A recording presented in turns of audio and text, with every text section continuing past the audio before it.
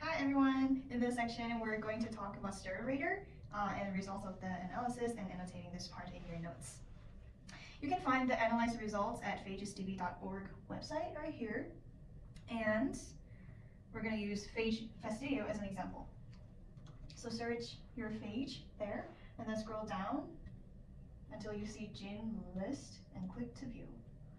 And here you can choose the gene you want to look at, and we are going to see gene 1 first. Yes. Okay, if you open up the file, you're going to see many tracks right here. Those tracks are the collections of the phages that have similar to one another. In tracks, there are many vertical lines as well. They indicate potential starts.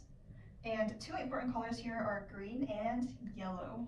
The green line is the start that was called by a human, and yellow line is the start that was called by a computer program.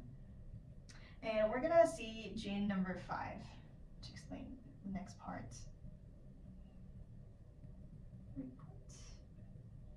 All right. After you open up the file, we're gonna use Control F to look up your phage and gather information. This part gives you the information of which track that your phage is in. In this case, Fastidio is in track 8.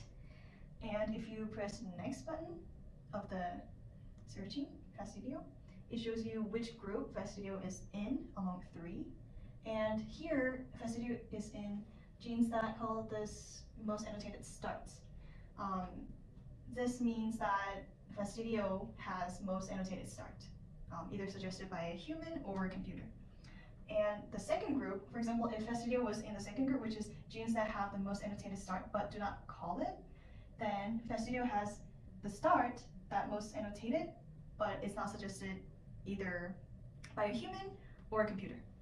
And lastly, if the Fastidio was in the third group, which is genes that do not have the most annotated start, then Fastidio doesn't even have that start potential at all.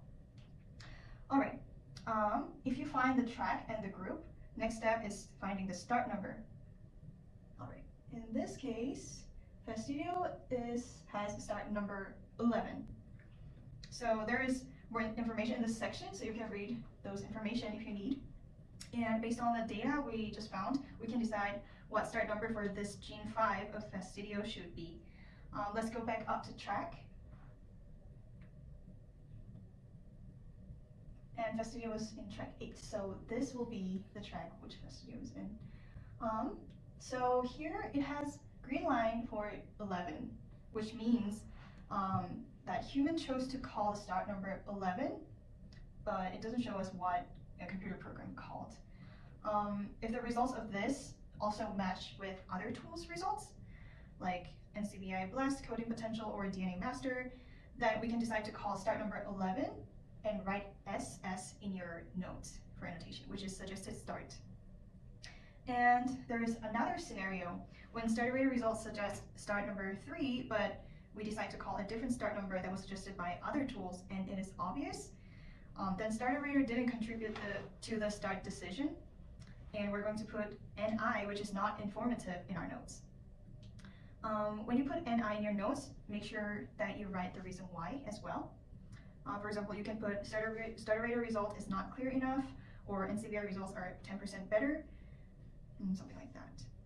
And there is the last scenario, which is when we put NA, which is not applicable. This applies when Starterator result is unavailable since the gene is orphan. And with Fastidio, gene 105 is orphan, and this is how it looks. There's no data for Starterator, so in this case you can put NA in your notes. And this is the bottom line. While Starterator may help resolve some start issues for particularly well-conserved genes or genes found in multiple clusters, it should not be relied on to select the correct start every time. The guiding principles of annotation are still the best way to determine a gene start.